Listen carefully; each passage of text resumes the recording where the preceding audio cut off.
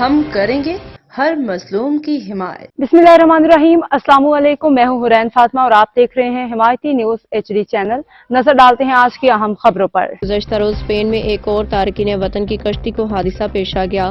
Spain کشتی حادثے میں بچ جانے والے پاکستانی نے کیا بتایا؟ اسپین کشتی حادثہ، 12 پاکستانی کو مبینہ طور پہ قتل کرنے کا انکشاف۔ تفصیلات کے مطابق مراکش کے سمندری حدود میں تارکین وطن کو مبینہ طور پہ قتل کر دیا گیا۔ مقتولین میں 12 کا تعلق پاکستان گجرات سے تھا۔ غیر ملکی میڈیا کے مطابق یونان کشتی حادثے کے بعد مراکش میں بھی افسوسناک واقعہ پیش آیا ہے، جہاں سمندری حدود میں درجنوں تارکین وطن کو مبینہ طور پہ قتل کر کے لاشیں سمندر میں پھینک دی گئیں، جن میں 12 افراد کا تعلق پاکستان کے علاقے گجرات سے ہے۔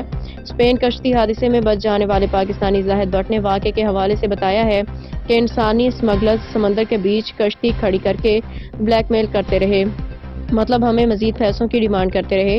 خیال رہے کہ افریقی ملک موریتانیا سے غیر قانونی طور پہ اسپین جانے والوں کی کشتی کو حادثہ پیش آیا ہے۔ خبر ایجنسی کے مطابق 86 تارکین وطن کی کشتی 2 جنوری کو موریتانیا سے روانہ ہوئی تھی، جس کے نتیجے میں 44 پاکستانیوں سمیت 50 تارکین وطن ہلاک ہو گئے۔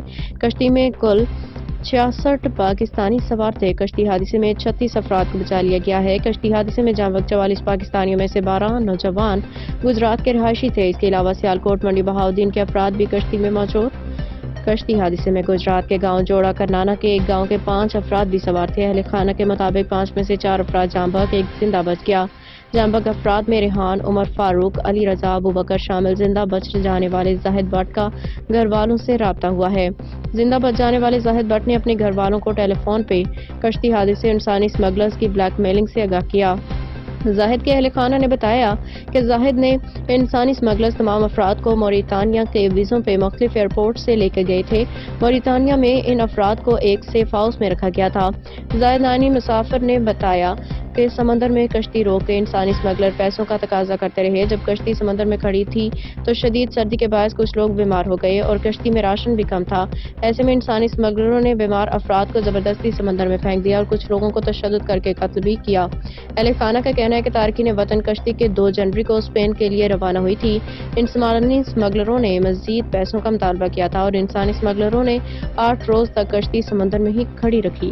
اب تک کے لیے اتنا ہی۔ مزید خبروں اور اپڈیٹس کے لیے دیکھتے رہیں حمایتی نیوز HD چینل۔